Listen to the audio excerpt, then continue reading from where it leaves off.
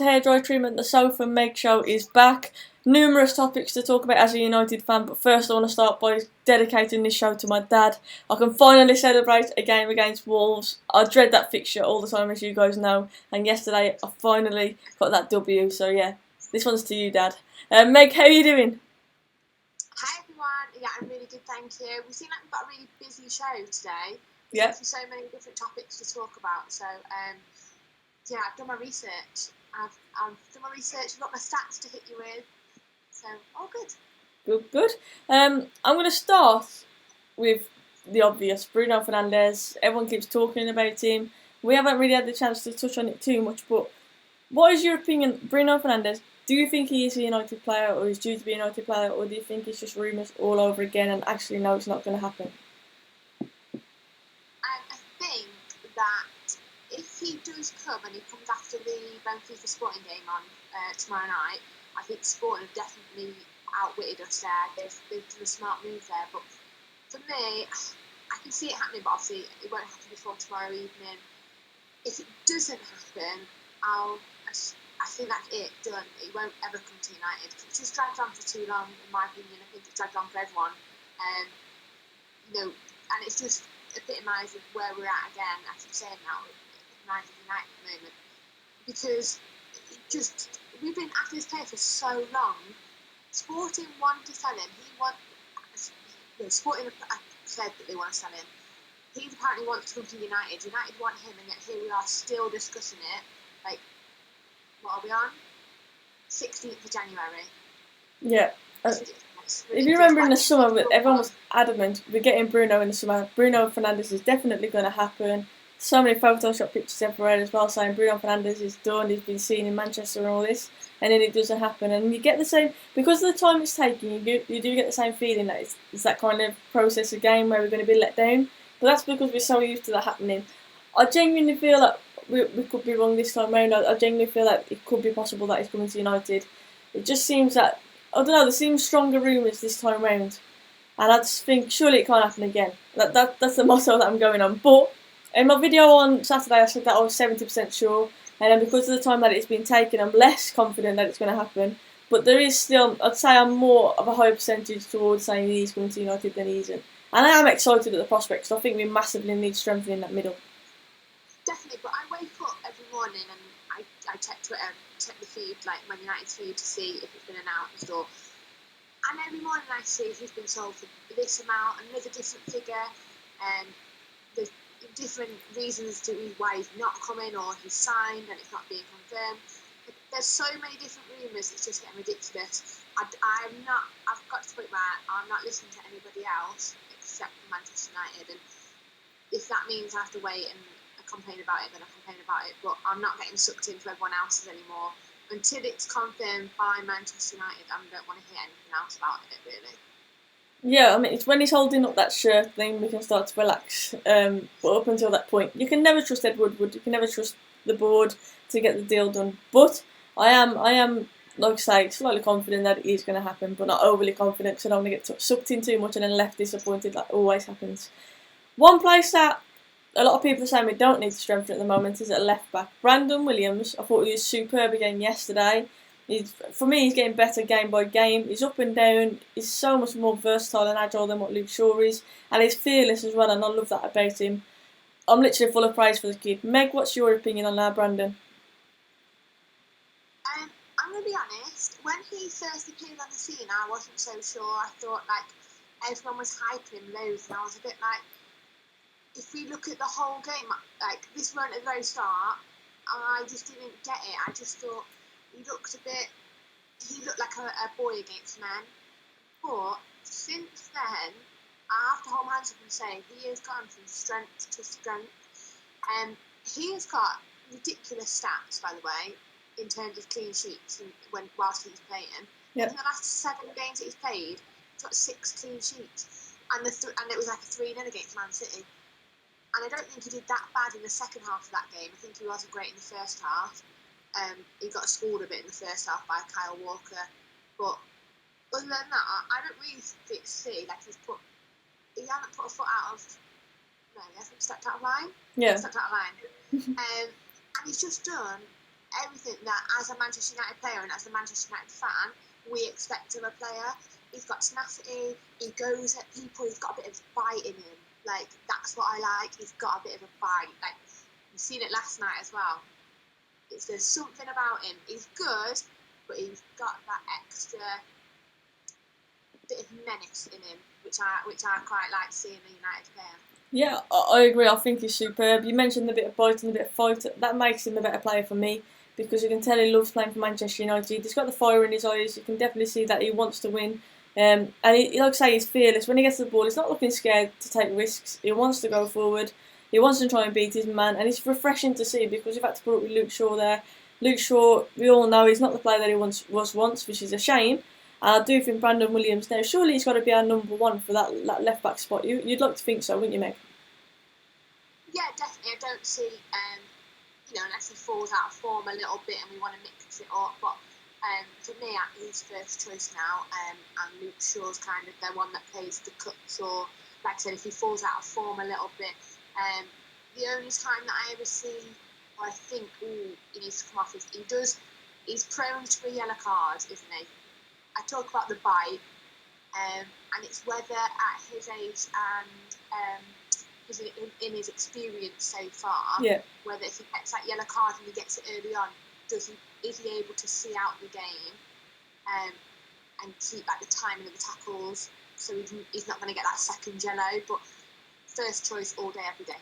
Yeah, I agree with that, and of course he's still young, so he's inexperienced, he's going to make mistakes, but you definitely cannot knock the kid. He will keep going, he will keep trying to be positive. Meg says he gets a few bookings. It's true, he has got sent off on youth level as well a few times. He has got a bit of fire and a bit of hunger in his belly, but it's because he wants the best for the club and he wants to win as a United player. And I think if you look at left back and obviously Wan-Bissaka right back, if I'm a winger, I don't want to play against either of those, if I'm honest with you. I think Wan-Bissaka defensively, we know what he's got. Brandon Williams, like I say, bombs up and down. He's definitely very agile. And he, like I say, every game that I watch, he seems to be getting better and better. Let's see what some of the guys are saying in the chat. So, Gareth says, I'd say the deal's done. He'll be announced on Monday. So, he's referring to Bruno. Sam says, Dear Sophie, I think United could do with Jadon Sancho on the right wing and Timo Werner up front to score the goals. And then Samara in midfield. Werner, I've said I would take him. What was that? Sorry, mate?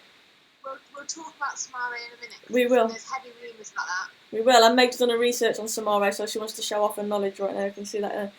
Jadon Sancho, obviously a lot of links to United. I would like to see him back in the Premier League.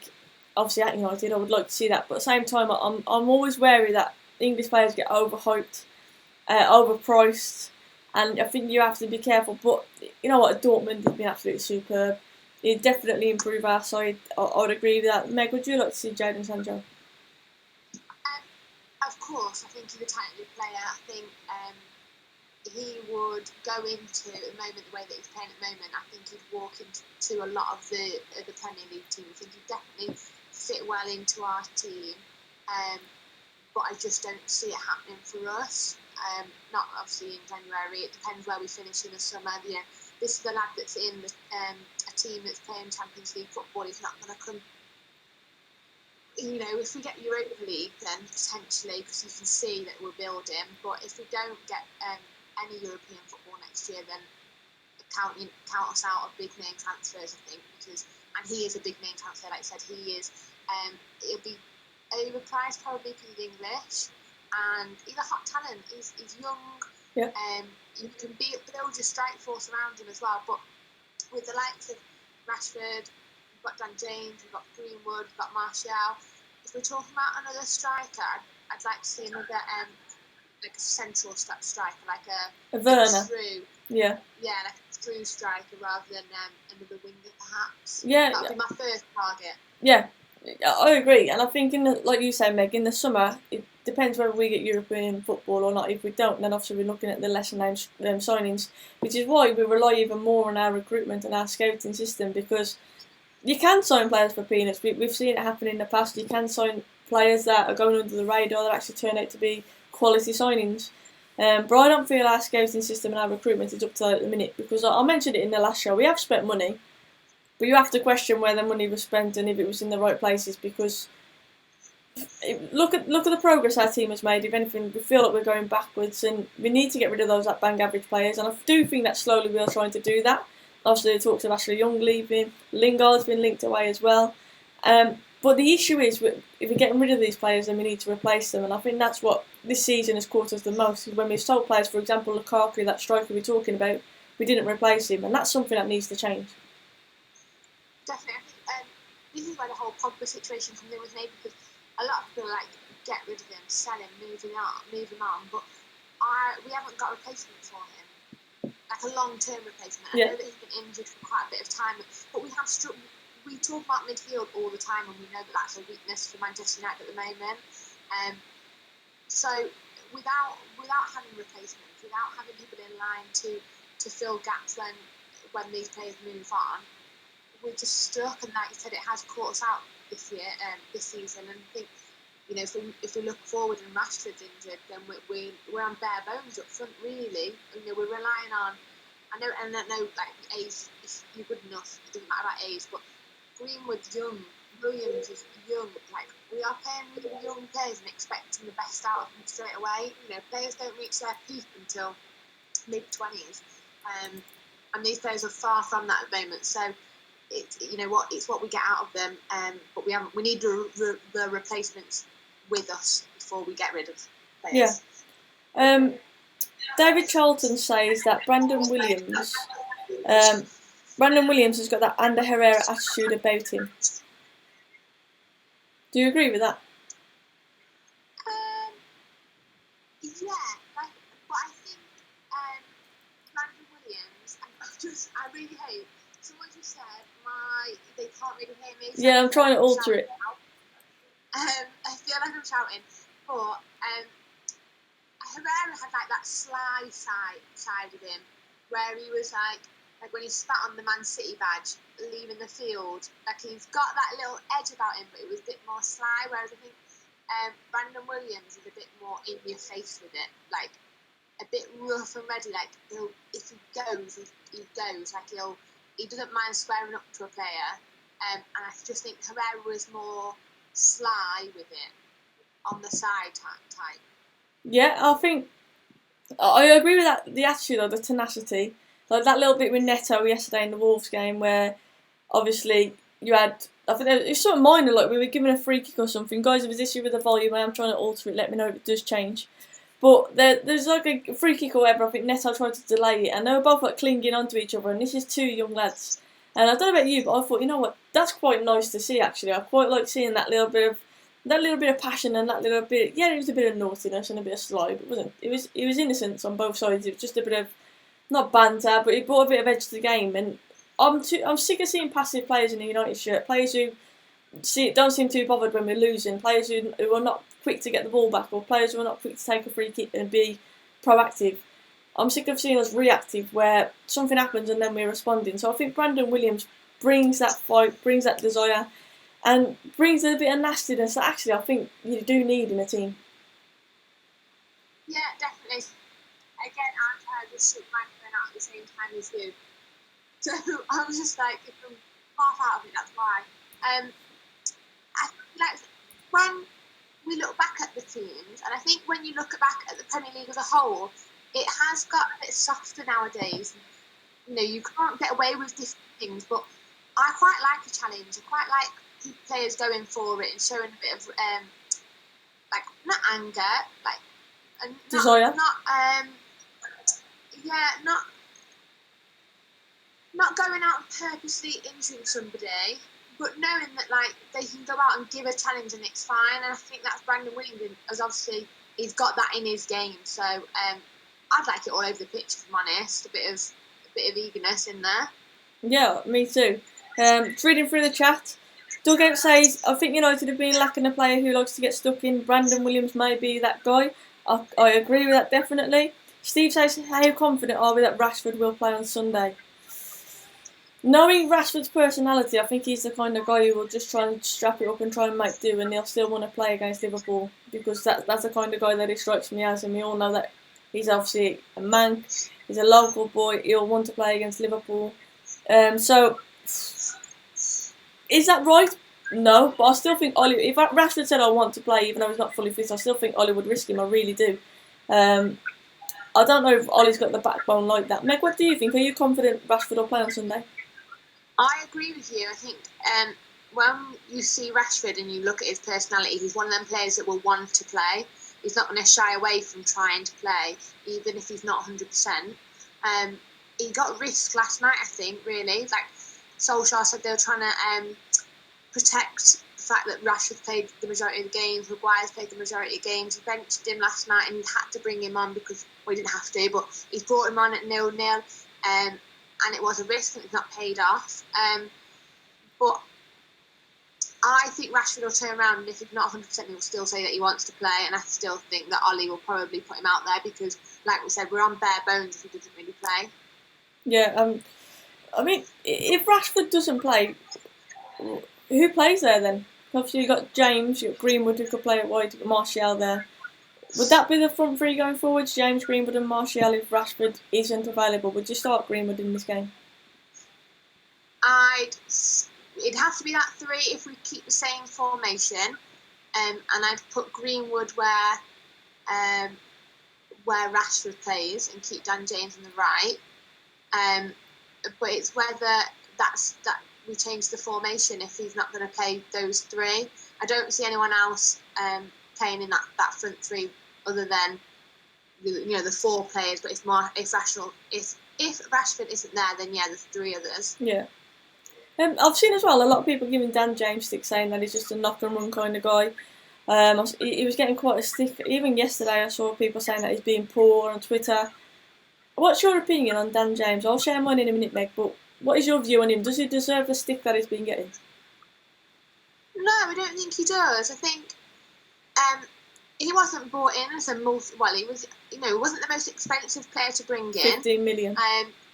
It's like, and what's that? It's like a penny in the market at the moment, isn't it? Really. So I don't think he wasn't brought in to be the world class superstar. And he's just probably a bit out of form. Greenwood's come in, he's making a difference, and I think people are probably just comparing it to that. But yeah, I don't agree with the stick. I just think he's probably just out of form a little bit, but there's no reason to get disappointed in him. Yeah, I think the stick is harsh. Yeah. He's kind of a knock and run player because of his pace, obviously, but I think when we're playing against teams where we are playing on the counter attack, I think James has proven this season how effective he can be in that role. I do understand what people are saying he's a one-trick pony because, like I say, he uses his pace, he does seem to knock it, and he does deliver. But to give a guy a stick who's 15 million, he himself, I don't believe he'd be starting for Manchester United in his first season at his dream club. And he's playing in a very, let's face it, a very poor team where we create very minimal chances as well. That will affect his game. We don't play at high speed, high tempo, which will affect his game as well. I think it's harsh to give him stick. He doesn't deserve stick. Criticism, yeah. But I've seen people saying to sell him already and saying he's a flop and everything. But for me, he's exceeded all expectations so far at United. And I don't like the fact that people say, "Oh, he's a one-trick pony." That's his style of play. I'm trying to think off the top of my head, someone else that's really just one style. But if that's what he's good at, why would you not want him to do that? Why would you say, "Okay, don't do that. We don't want you to do it." Yeah. That's his game. So let him play that game. If when we can use that, and especially we were using it because we were playing a lot of teams, we were trying to counter them and use his pace, and we were doing that. So the fact that he's a one-trick pony, carry on, mate. If that's what you're good at, do it.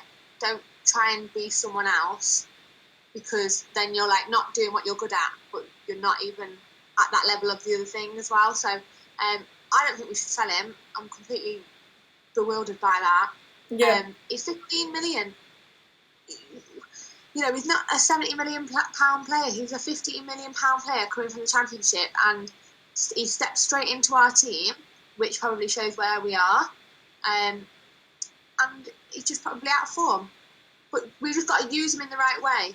Yeah, I completely agree. And in the squad he's in at the minute, like I said, he's getting more game time than he would have anticipated, definitely. But he's just got to keep trying to take his chances. I think his end product does need to improve, but we need to back the kid. He is still a kid at the end of the day, and we need to back him. Talking of kids, before we move on to our next topic, I want to mention Greenwood and Williams. I saw some tweets today saying that they should be in the Euros squad. What do you think about that, Meg? Should Williams and should Greenwood get a shot at England? I'm going to say no to Williams. I don't think he's quite there. I think he's playing superb for Manchester United, and I think that he's exceeding expectations for Manchester United, but I just don't see him playing at England's first team level. So maybe under 23s or yeah. Greenwood. It's funny because I've listened to loads of people talk about this week about Greenwood, and people are saying that Vardy should go back to England, and they're saying, well, Vardy don't want to play for England, so why aren't you going to take Greenwood? Like, why wouldn't you take Greenwood? You know, he's in form, he's playing well, he's a young kid. I think if he continues the way that he's playing at the moment, and that he's getting loads of game time for England, for Manchester United, it will give Gareth Southgate a really bad headache to try and decide what to do with him. Does he take him, doesn't he? For me, it's like in between now and when they decide the squad, it depends how much game time he gets and whether, the Harry Kane injury, that opens an extra place up. So if Harry Kane's not injured, then I don't think Greenwood goes. But if Harry Kane's not there, then there's an opportunity to add somebody else into the mix, and Greenwood would be one of those names in the mix, I think. I mean, you've got the likes of Calvert-Lewin as well at Everton. He's another one who obviously has possibilities to push for the Euros. It's an interesting one. I do think it's a bit too soon to judge for both of them, really. I think Greenwood and Williams need to have a continued run of games. That's one thing, even though this season has been depressing, it's been sad. At least we've seen more of Greenwood. Williams has been introduced to us this season as well. That wouldn't have happened if injuries wouldn't have happened. So I think in some ways maybe it could be a blessing in disguise. It definitely doesn't feel like that right now, but there are some positives to take from it. Our last topic, we're going to touch on women's football. Obviously, both me and Meg play. And what I want to discuss is the fact that my team at the weekend, we won 21-0. And that was what the score was. And for me, the leagues need a massive shake-up at grassroots level. At the top, they're putting money, it's growing. But at grassroots level, there needs to be some changes, Meg. What's your opinion on that? Firstly, I cannot believe that in the league you won 21-0. Yeah. But it don't make it fun. Once you get past like 6-0 or 7-0, you kind of start thinking, you feel more embarrassed for your team. Like, I've been in that position where we've won by such a gulf, and you just kind of think, enough's enough. And I don't know if a lot of people are on the chat at the moment, whether they follow women's football or know much about it, but what you often find is that within a league there is such a gulf between the top couple of teams and then everyone else. And it has started to decrease, that gulf, in in the top, so your Super League and your Championship, that has started to decrease. But then the gulf between those two leagues is massive. Yeah. Then when you start going to grassroots level, it's just it's one team. It tends to be as well. You'll find a group of players, core players, will stay together, and whether one gets picked to go up to a league, another one will go with them. That's how it works in women's football. It's how it works in men's football lower down the leagues. Your name gets around, and then you get chosen. Basically, you're the chosen one. But it doesn't. It needs fixing. It needs some sort of investment and to whittle down that gulf in not in class, because that's not fair to say, but just in ability wise, it's hard for women and for girls to get pitches, to get places to train, to get anywhere. Yeah, women's football is just really hard. So talking about pitches. Sorry, Meg. Matt Johnson just said United's women's last 2 games have been called off for waterlogged pitches. Not acceptable. So that's even at the top level. Waterlogged pitches. What's your opinion on that, Meg? Yeah, that's Tranmere's yeah. ground, isn't Liverpool, it? yeah. So been called off in the women's game, but you're looking at the FA Cup is a huge national competition in the men's, in the men's ground, in the men's competition. That got called off as well, So it needs sorting, it needs addressing. Man City do have their own stadium, but it's part of the Man City complex, like training complex. But all the other teams kind of rely on a men's ground. So, and a lot of women play on the Sunday. So you'll find that men play on the Saturday, women play on the Sunday. And if you've got bad weather, by the time the women come to play on Sunday, it's turned up. It's not great. So whether we look at getting some sort of women's grounds, but it's a lot of money, isn't it? And it's money that's not in the women's game. Yeah, I mean, like, obviously we both played at, you played at Villa, I played at Wolves, very good level for a long time, and we never got to play on the Molyneux, on the Wolves ground. We could only play really at the end of the season when the turf was being ripped up. We never really had the opportunity, and it's right, there should be just women's grounds, because it's obviously it clashes men's and women's football played on a weekend, so I do get that, but there should be something in place for the women's game. And I think apparently Ashley Young is off to Inter Milan. Someone's going mad in the chat about it, so I'm going to mention that right now. I think we knew that was going to happen, but apparently it's just been confirmed by Fabrizio Romano. Interesting. Question as well from the dugout. Interesting one as well. Should children be banned from heading a footballing training? I've got a story. The first time I ever headed a football, I got a nosebleed. Faced it. So yeah, I'm like, at that age, I was like, yeah, ban it. Oh God, it was the first time I ever headed a ball. There's so much hype about the research about this going on at the moment because of the whole dementia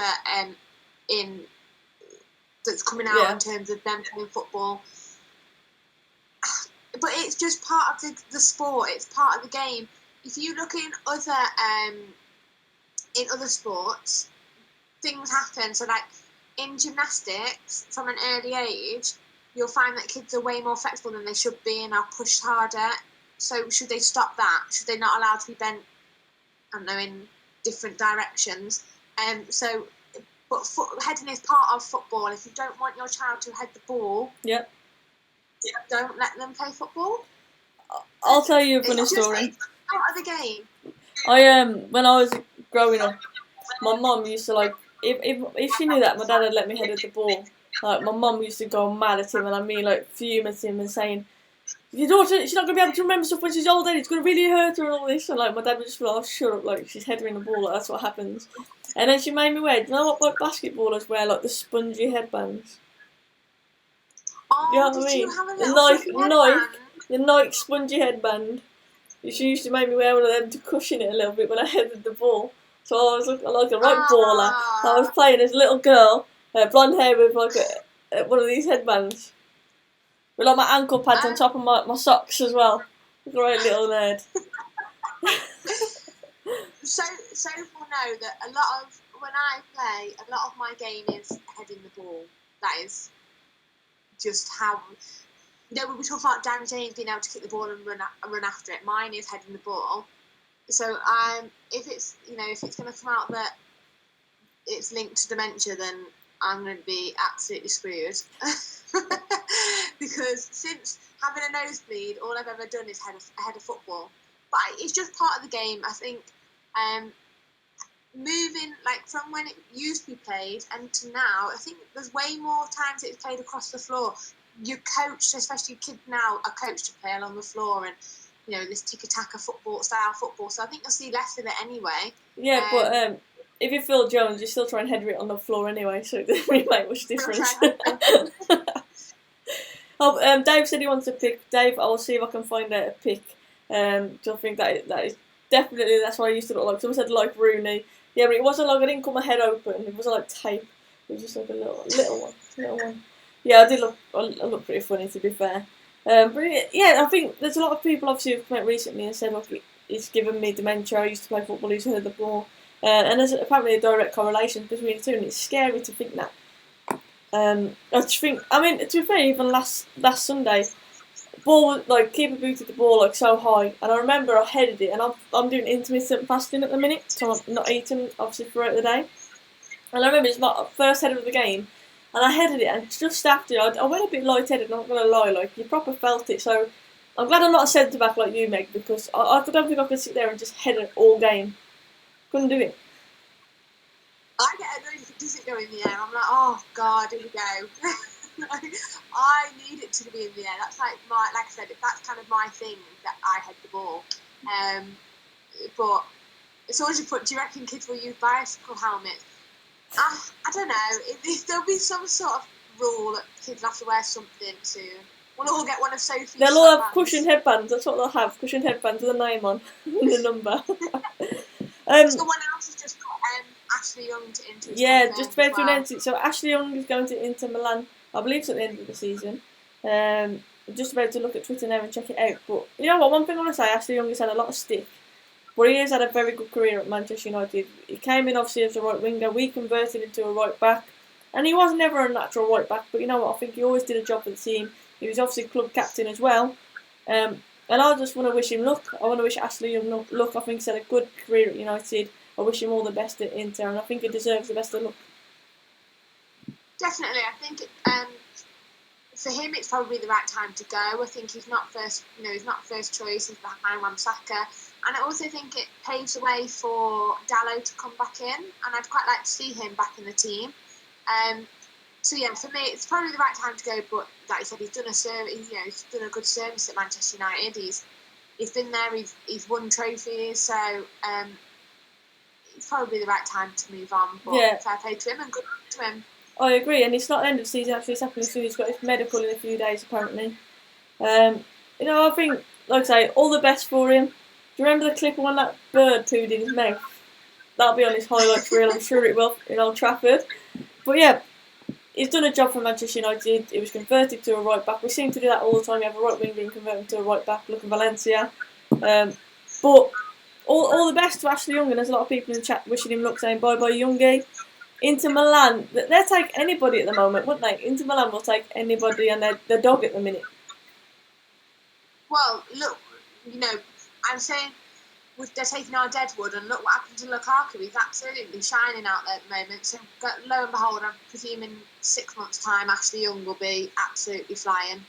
Yeah, I mean, with Lukaku, to be fair, we gave him stick. I saw a clip, a little short video from the Brighton game, where Lukaku had the absolute shocker and he tried the back heel and he missed the ball and it was comical watching it back and you think, is this the same player?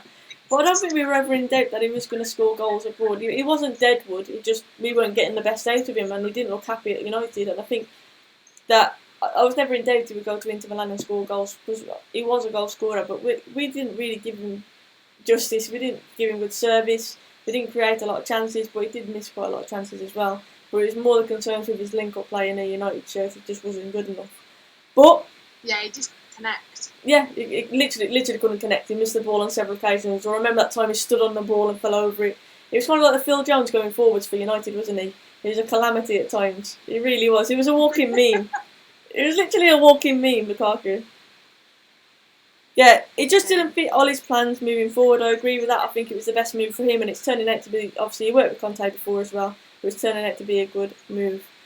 Guys, as always, thank you so much for tuning into Hair Dry Stream, and it means a lot to me and to Meg. Thank you, Meg, again for coming on. No, thank you for having us. We flew through the topics tonight. We did. There was so many to get through, but so on a last note, no more Bruno rumours, no more sauces. I don't want to hear any more sauce. Or mayo, or salad cream. I don't need any more sauce. What about salad cream? No salad cream. No salad cream sauce. Thank you. I'm waiting for like the barbecue ketchup to come out. Yeah. But Bruno rumours, they're still there. Like I said, I'm still confident it will happen, but I'm not getting too sucked in, so don't you guys, because you'll just end up disappointed. Just be pleased and blessed when it happens, if it happens. But best of luck to Ashley Young as well, of course. Good United career, I wish him all the best, and you guys should as well. He's had a lot of stick over his years.